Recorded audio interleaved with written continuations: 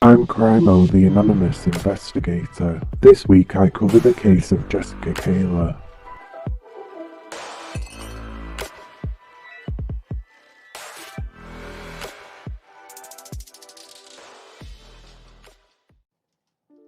On Monday the 7th of September 2009, the Cedar Park Police Department received a call from a man called John Rydnor. John told the police that his cousin, Jessika Kalaher, hadn't shown up for work and wasn't responding to his calls or texts.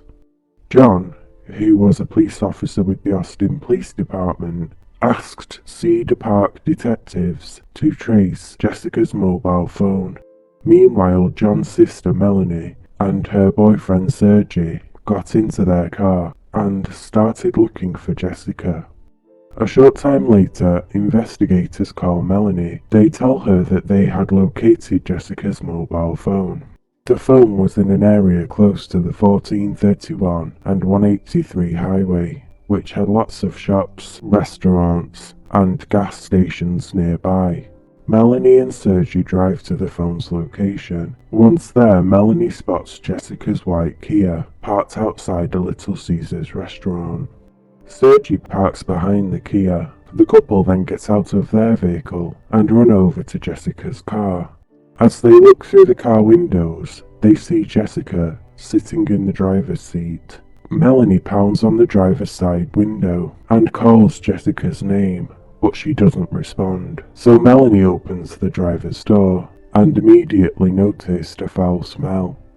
She touches the top of Jessica's head, hoping that she'd respond, but Jessika was dead. Sergey calls 911. Hello? Cedar Park 911, what's happening? 911, please. I need emergency to the Walmart, 1431, 183. My friend is in her car, and I don't know, I think she's passed out. She's totally red. We're right by the Little Caesars, Walmart. When the police arrive at the scene, they find Jessika partially undressed and wearing only her white swimsuit cover-up around her midsection. The tie string for the cover-up was missing. There were ligature marks on Jessika's shoulder and neck, including a horizontal ligature mark around the front of her throat, and scratches and fingernail marks underneath her chin. There was feces on Jessika's legs and on several parts of the car's messy interior. As officers searched the Kia, they couldn't find Jessika's car keys or wallet. However, they were able to find her mobile phone, which was taken in as evidence. Photographs taken by law enforcement revealed that the driver's seat was pushed backwards, away from the steering wheel, suggesting that Jessika could not reach the pedals. Investigators asked Jessika's family if she was going to meet anyone that night, but the family say she wasn't. Melanie tells the police about the day before Jessika died. On the 6th of September 2009, Jessika Kalaher spent the day socializing with Melanie and other mutual friends. The group went swimming and had a barbecue. Jessika wore a bathing suit and a white terry cloth cover-up. The cover-up had a cloth tie string, which Jessika would normally wear tied in a bow. The group stayed at the pool for several hours, then went to a restaurant. After the restaurant closed, the group went to a bar and played pool. Jessika only had one drink because she had work the next morning. After midnight, the group left the bar and Jessika dropped her friends off in her car. Melanie invited Jessika to stay overnight, but Jessika refused because she needed to get to work in the morning. She told Melanie that she would go home and that she would be stopping to buy dog food on the way. Detectives searched the Cedar Park strip mall for CCTV footage, but they don't find any, so they widen their search and notice that there was a Walmart store across the street, which was bound to have cameras. Investigators go to the Walmart store and discover that one of the store's cameras was pointing towards where Jessika's car was parked. The police obtain the CCTV footage and start the playback from when Jessika's body was found. At 3:46 p.m, you can see Jessica's car in a parking spot. Moments later, Melanie and Sergi arrive. Investigators must now work back through the footage to see when Jessica's car arrived in the car park. At 2:52 a.m, 13 hours before her body was discovered, Jessica's car pulls into the Little Caesars car park.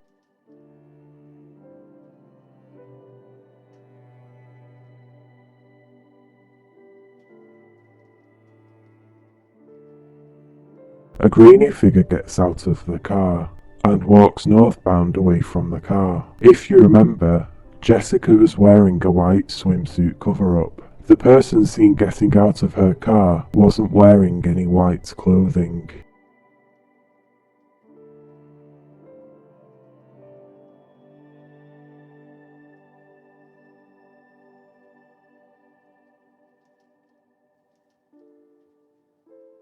On Tuesday the 8th of September 2009, an autopsy was carried out on Jessica's body. It revealed that she had been strangled twice, sexually assaulted, and left for dead in her car.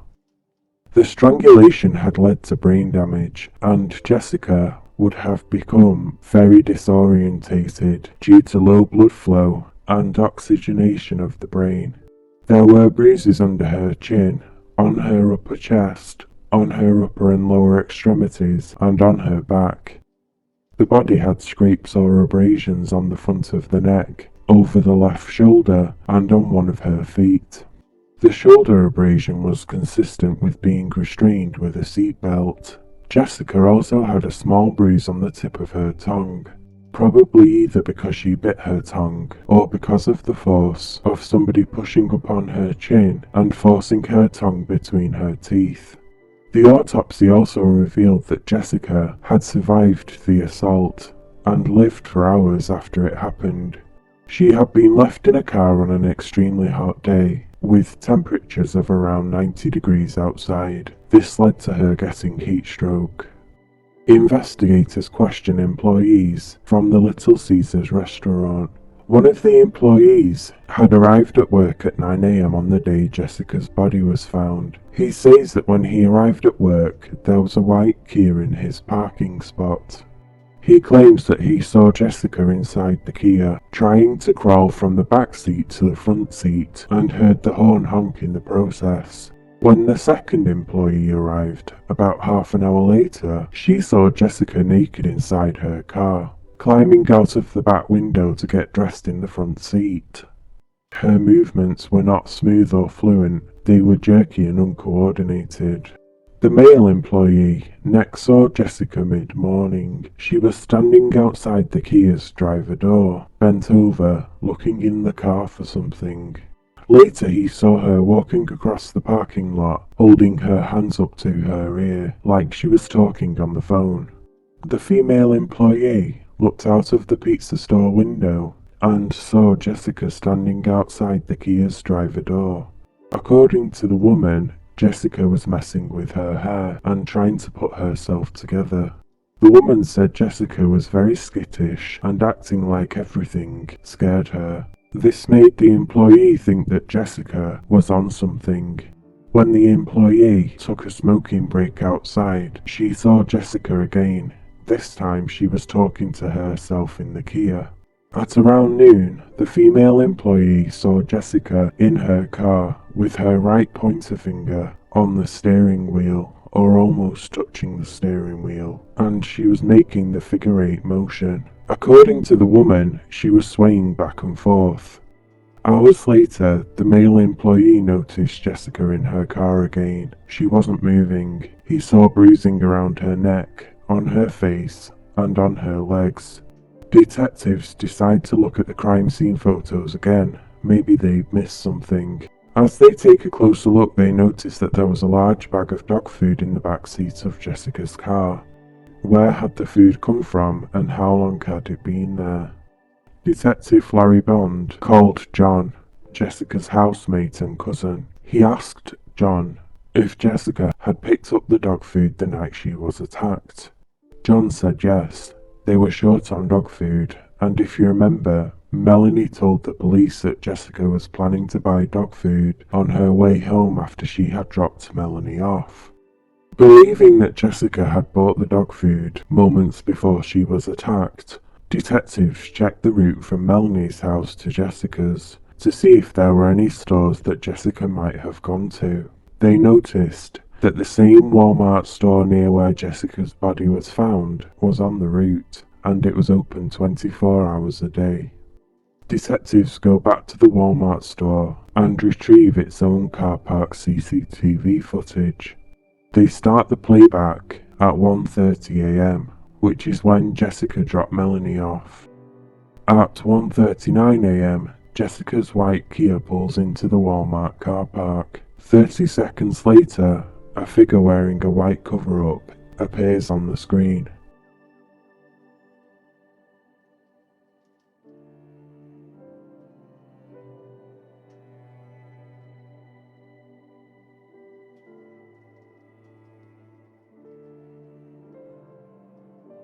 Investigators switch to in-store cameras to see if they can follow her trail. Detectives confirm that Jessika is on her own.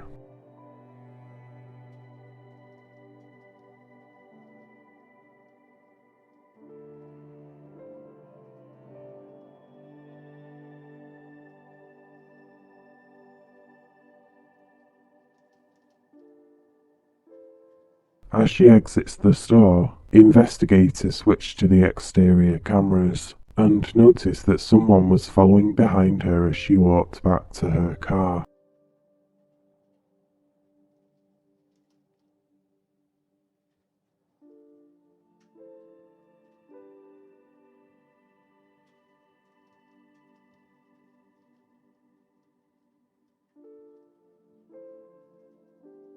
Jessika can be seen in the bottom left of the footage, but a large tree stops detectives from seeing if the person attacked her or if they were just walking back to their own car.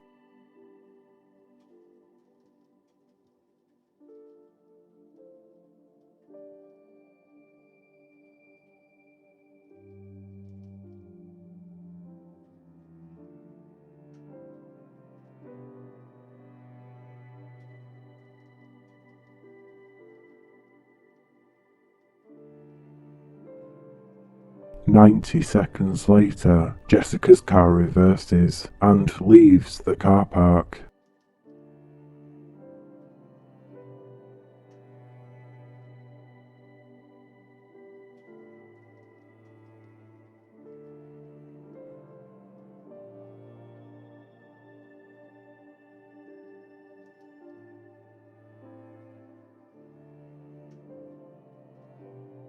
They rewind the footage and switch to the camera above the Walmart entrance to get a better view of Jessika leaving the store.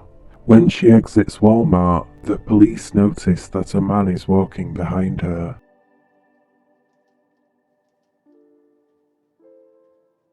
Detectives rewind the CCTV footage to trace the man's movements whilst he's in the store. He walks towards the men's toilets and goes inside. As Jessika walks towards the exit, the man comes out of the toilet.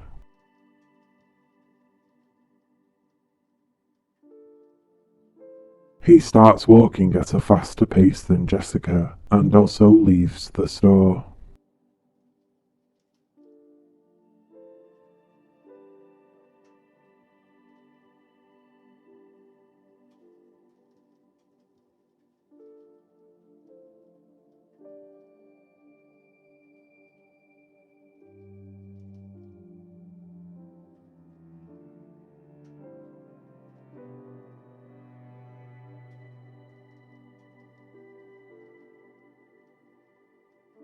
In order to get more information about the man's identity, the police must go through all of Walmart's cameras.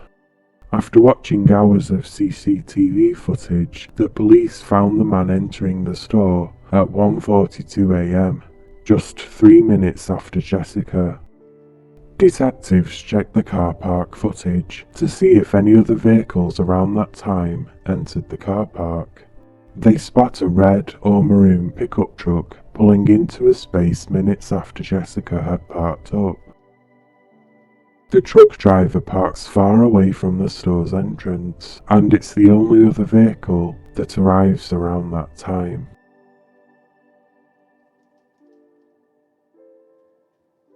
The driver gets out and walks towards the Walmart store, walking very slowly and trying to avoid the CCTV cameras.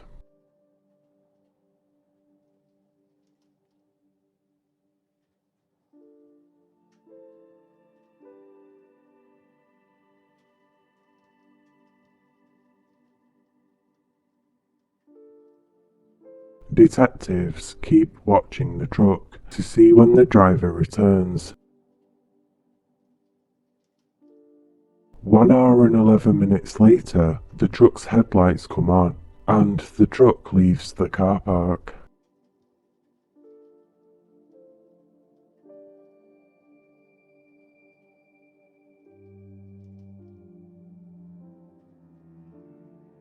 This happens just over a minute after a figure is seen leaving Jessika's car outside the Little Caesars restaurant. The police wonder if the suspect murdered Jessika in her car and returned to Walmart to recover his truck. They need to find the truck's license plate, so they switch to other cameras in the car park. Detectives spot the truck entering the Walmart car park, but the footage was so grainy that they couldn't make out the license plate number. However, they did notice that the truck had a large, distinctive metal plate on the back of it, which said Chevrolet. A bolo is put out on the truck. In the meantime, the police are trying to get hold of Jessika's bank records to see if there had been any transactions after her death. Jo Gale, Jessika's stepmother, called the detectives and told them that she had Jessika's bank records. Investigators discover that at 3:04 a.m., Jessika's bank card was used at an Exxon gas station. Detectives meet with the manager of the gas station, who shows the footage from the exact moment the transaction on Jessika's bank card is made. Investigators are shocked to see a man using the card to buy gas. The man matches the description of the man seen on the Walmart CCTV footage and is seen getting into a maroon pickup truck. The Cedar Park Police Department releases stills of the man and the pickup truck to the media. A short time later, detectives receive an anonymous tip from a member of the public who recognized the man and the truck. The tipster gave the police the man's name. It was Crispin Harmel. A background check is carried out on Crispin Harmel, and the police discover that 3 weeks before Jessika's murder, Harmel was pulled over for a traffic violation.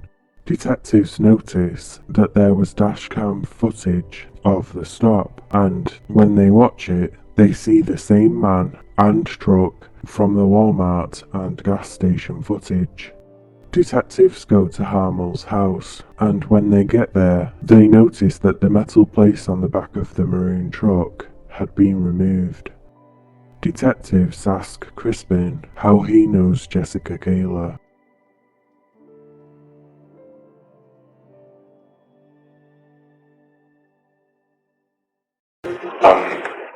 This is embarrassing. So there is a website called LonelyHouseWifeHookups.com. If you ever heard this, it's kind of like a dating site. I met Jessika through there. Me and Jessika were IMing each other. It was through the internet site that y'all were doing this IM thing? Yes, it was through the Lonely Wives hookup. I was like, well, why don't you just meet you out?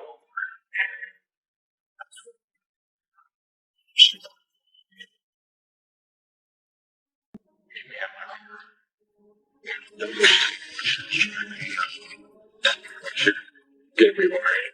We went out for maybe about an hour. Went to a park over there. Had a discreet strings attached relationship. You know, we were sitting stayed in my truck a lot, struggling, gas money, stuff like that. And she's like, well, here. You know, I leaned over, wrote on my hand, her PIN number, said, well, I'm going to take my debit card, go get gas. Harmel claims that Jessika lent him her bank card and told him to bring it back to her at HEB when he was done. Man, I probably drove around that parking lot for like 15 minutes trying to find her car, and I didn't see it. When asked which HEB he went to, Harmel says the one near the Exxon gas station, but Jessika worked at a different HEB store, and Crispin's story didn't make sense. So where's the debit card? I chunked it. I didn't know what to do. Yeah, I had this credit card. Detectives check out Harmel's claims that he had met Jessika on a dating website, with Jessica's phone and computer records. There was never a conversation between the two. Jessika didn't know Crispin Harmel.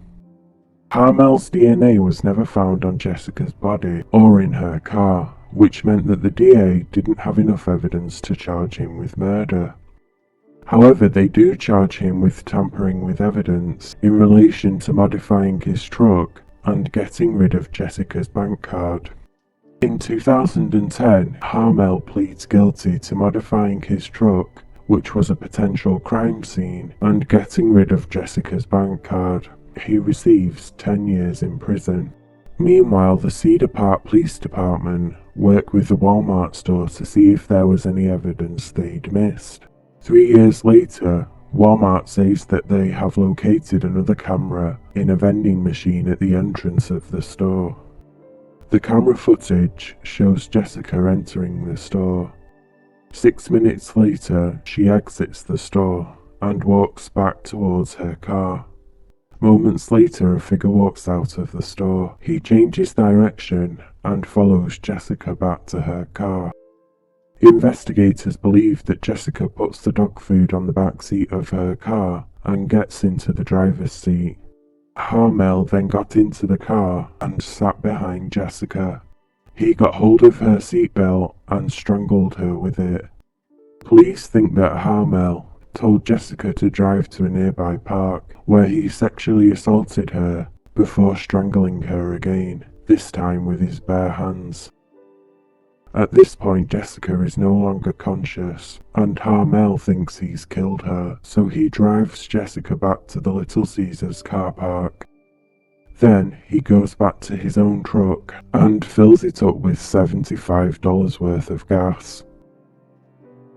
Jessika was still alive, and she sits in her car where she bakes to death in the heat.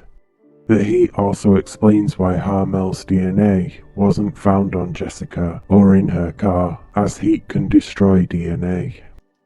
In 2013, the state pursues a murder charge against Crispin Harmel, and in 2017, he is brought to trial. He is sentenced to life in prison without the possibility of parole. Crispin Harmel tried to appeal his conviction, however the appeals court upheld their decision. Thank you for joining me. If you enjoyed this video, please like, subscribe and hit the notification bell so that you know when I upload the next video. Join me next time when Crimo investigates.